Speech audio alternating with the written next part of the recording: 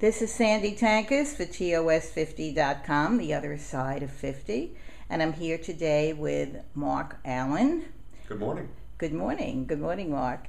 And Mark is an artist who recently moved to Florida, South Florida, where I am right now. Mm-hmm. So, Mark, tell me, where did you come from? Well, New York, born and raised in New York originally, escaped winter and moved to Phoenix.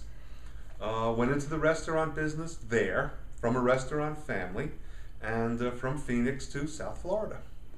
Okay, and here in South Florida, now you're an artist? Well, I like to think of myself I always was. It's not something you can turn on and off like a water faucet, I don't think, but now I have the opportunity to pursue it full time. So how has business been now that you're in Florida and an artist? Not bad. I really can't complain. The work has been well received.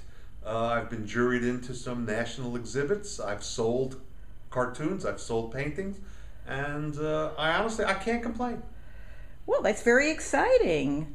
So we're very happy to have you here in South Florida. Thank you. Nice to be here. And all of our viewers will be able to look at some photos of your artwork. Very nice. Welcome. Thank you so much.